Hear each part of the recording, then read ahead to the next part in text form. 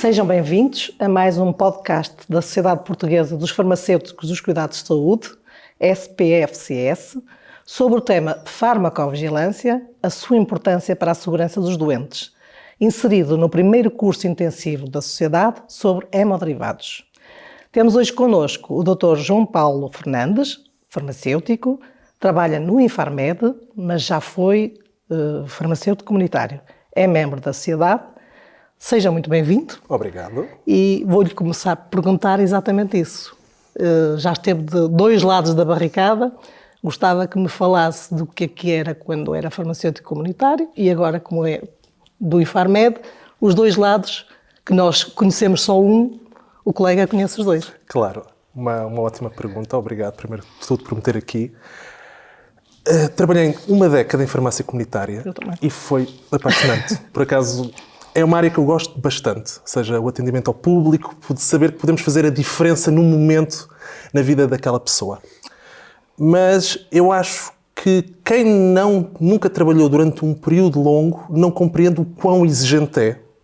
E dependendo às vezes de cada farmácia, porque há farmácias com mais movimento, outras com menos movimento, às vezes é difícil conseguirmos ter tempo para fazer tudo o que gostaríamos com aquela pessoa, com aquele utente que está à nossa frente. E sou muito honesto, durante muitos anos da minha carreira eu não tinha muito bem a percepção do que era a farmacovigilância, qual é que era a necessidade. Talvez não se tivesse falado muito a nível do programa curricular, algo totalmente diferente. Hoje em dia, por exemplo, na Faculdade de Farmácia da Universidade de Lisboa, contato com alguns alunos do 5º ano, que estão a fazer estágio no Infarmed, e eles têm cadeiras só de farmacovigilância e vêm extremamente bem preparados, o que me alegra imenso porque estão totalmente já focados para essa realidade. Mas isto para dizer o quê? Que só quando eu passei a trabalhar na direção de gestão do risco de medicamentos, do Infarmed, que se foca na farmacovigilância no pós-AM, é que comecei a perceber a real importância de notificarmos e notificarmos bem.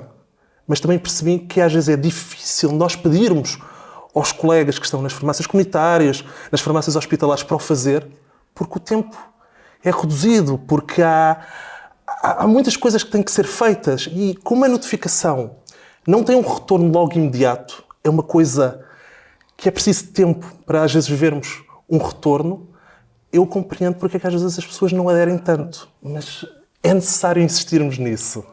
Curiosamente, eu também trabalhei 10 anos em farmácia comunitária e trabalho há 20 em hospitalar. Não me lembro de notificar quando estava na farmácia comunitária, também já lá vão muitos anos, e aqui na farmácia comunitária, na farmácia hospitalar, aparecem muitos casos, mas a falta de tempo impede que nós sejamos mais ativos nessas notificações. Algumas não são tão evidentes, mas outras que nós vemos claramente que é um efeito adverso do medicamento. Mas a falta de recursos é o que leva, não é? Sim, e é algo transversal. E é algo transversal. De qualquer maneira, a sensibilização para os colegas, na sua opinião, faria-se como? O que é preciso fazer para motivar as pessoas a notificarem as suas reações adversas por serem tão importantes para detectar sinais de alguma coisa não se passa bem com este medicamento?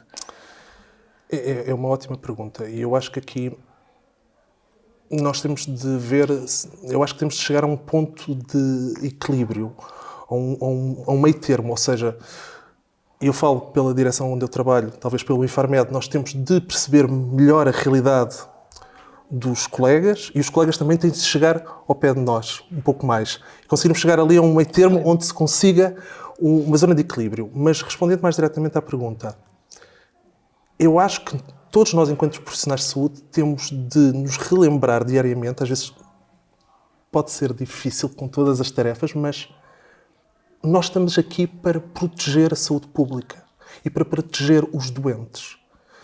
E se nós não notificarmos aquela reação totalmente inesperada, aquela reação grave, essa reação é como nunca tivesse acontecido. E se essa reação não tiver então numa base de dados nacional, que depois será enviada para uma base de dados europeia, ninguém a vai encontrar. E ninguém vai conseguir então detectar um sinal de segurança criar uma medida para prevenir que essa reação volte a acontecer em determinado grupo de doentes. Ou seja, nós temos de olhar para a farmacovigilância, para a notificação, como algo que devia fazer parte do nosso ADN enquanto profissionais de saúde. Mas temos que repensar todos os dias, temos de nos lembrar todos os dias disso. Eu, como profissional de saúde, há uma coisa que acontece quando fazemos notificações. Nós notificamos a parte que o doente nos diz, não sabemos a parte do clínico. E o que acontece frequentemente é depois das unidades de farmacovigilância virem-nos pedir mais dados. Porque os dados que nós temos, eu acho que aquilo que disse é verdade. Nós, os dados damos todos, o que é que aconteceu, o que é que o doente toma, que doses faz, os lotes, nós isso pomos tudo. Mas depois eles querem saber mais e telefonam-nos 2 e 3 vezes. E uma pessoa pensa assim, quando vai notificar outra vez, deixa-me ver se está tudo, senão não vale a pena, porque depois não sei responder ao resto.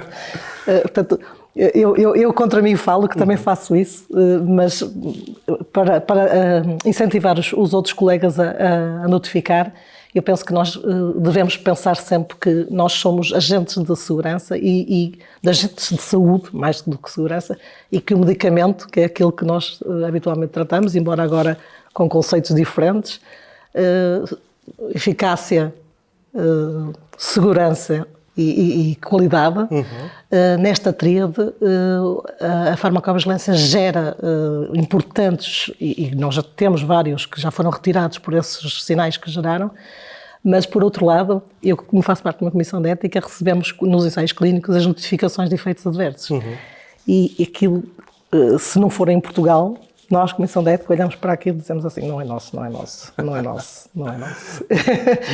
O que é que me tem a dizer sobre isso? Da parte dos...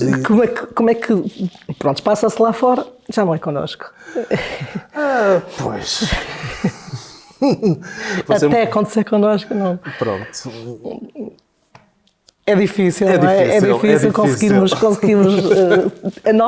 nós próprios motivar-nos para darmos a importância de vida. Mas, se me permite, eu queria ainda referir uma coisa que eu achei interessante, que é dizer-me que o farmacêutico não sabe a parte clínica, sabe toda aquela informação do lote, mas eu acho que a notificação não deve ser visto como um ato isolado. Não tem que ser um ato de um indivíduo, pode ser um ato de uma equipa. Se o farmacêutico tem contato com uma reação adversa, por que não falar com o médico que está a acompanhar aquele doente, dialogarem no verdadeiro espírito de equipa multidisciplinar, dizer, vamos notificar esta reação e vamos pôr toda a parte clínica, toda a parte farmacológica e vamos colocar aqui a notificação mais incrível que alguma vez o Sistema Nacional de Farmacovigilância viu. E eu acho que é isso que falta. Nós não precisamos de ver o ato de notificar como algo que tenha de ser só de uma pessoa. E pode ser realmente de uma equipa. Isso só traria vantagens. Nos hospitais, nós recebemos os contactos dos médicos para nós próprios fazermos a notificação que eles detectaram. Portanto, a coisa é mais complicada do que isso. Eles dão-nos os dados, mas estarem a preencher papéis, isso não. Passam para nós. O que não é mau, como nós temos uma pessoa que é ligada com a unidade, passamos a informação toda e a colega está habituada e sabe fazer aquilo muito bem. Portanto, e se essa informação já for passada, já é uma grande vantagem. Forma de sensibilização.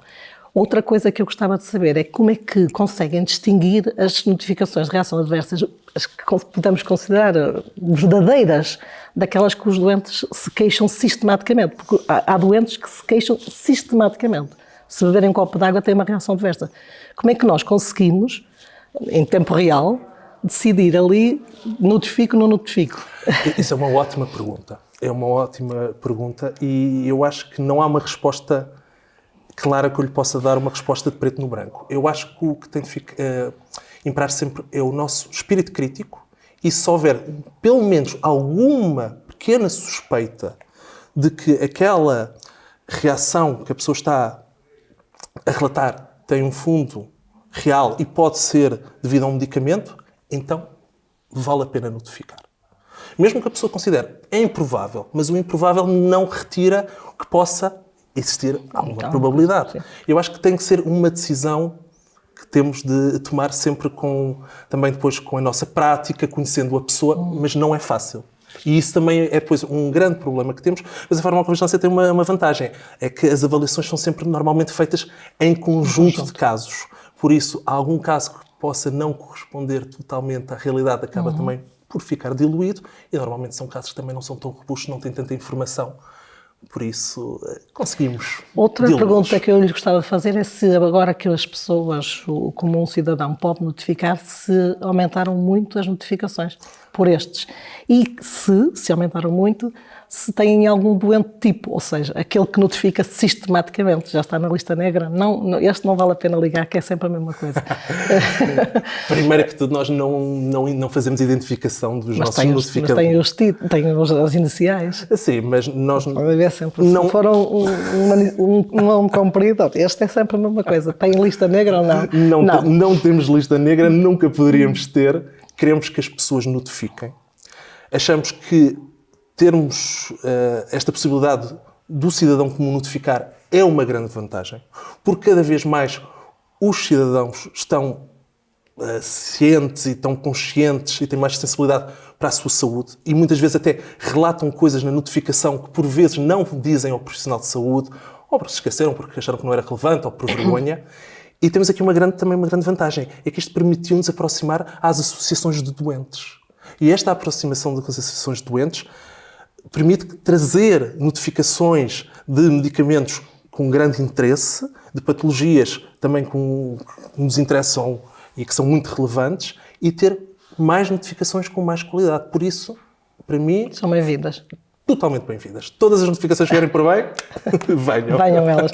Sim, a motivação... Eu penso que os doentes, alguns, não é todos, mais uma vez, aproveitaram bem essa possibilidade, porque quando nós, às vezes, atendê-los, dissemos, mas posso perguntar-lhe mais alguns dados para notificar? Eu já fiz isso. E deixe-me dizer que as pessoas, o cidadão comum, quando nós fazemos pedidos de mais informação, o pedido de follow-up, eles costumam responder muito bem a estes pedidos, porque sentem que daquele lado há alguém que está interessado na reação adversa. E mesmo quando nós dizemos, nós não podemos fazer pareceres clínicos, nós não podemos dar aqui nenhuma solução, as pessoas compreendem porque as pessoas sabem que aquilo é um ato benevolente, que elas estão a notificar o que lhes aconteceu, para haver mais conhecimento sobre o medicamento e haver menos probabilidade de acontecer a outra pessoa. Por isso é fantástico. É sempre vantajoso. Muito. Como mensagem final, o que é que diria aos nossos colegas como estímulo para aumentar as notificações de reações adversas que todos sabemos que existem todos os dias e que não as notificamos? Como é que nos podemos motivar para contribuir para o uso seguro do medicamento? A primeira coisa que eu tenho a dizer é agradecer aos colegas que notificam e pedir àqueles que não notificam que o façam uma vez por ano. A quem nunca notificou, uma notificação por ano, robusta, com muita informação. E pedir para que eles sejam pacientes, porque essa notificação pode não ter resposta no dia, no mês a seguir, no ano a seguir. Mas, se calhar, em 2, 3 anos, aquela notificação fez toda a diferença para tentarmos um sinal de segurança e para criarmos medidas para minimizar o risco do uso de um medicamento. E, assim, salvaram vidas de uma forma tão fácil como preencher uma notificação online. Colegas, notifiquem. Muito obrigada, Dr. João Paulo, pela sua participação e disponibilidade. Obrigada também por nos ajudar com a sua experiência e conhecimento a falar de medicamentos, que nós quase não falamos de medicamentos hemoderivados, mas está subjacente que estamos a falar de medicamentos não só hemoderivados, mas também os hemoderivados, nomeadamente as imunoglobulinas. Muito obrigado por terem assistido a este podcast e continuem a seguir-nos nos podcasts da Sociedade, dos farmacêuticos de cuidados de saúde das diversas plataformas disponíveis. Eu sou a Paulina e estou aqui para cumprir a Sociedade Portuguesa de Farmacêuticos de Cuidados de Saúde. Muito obrigada.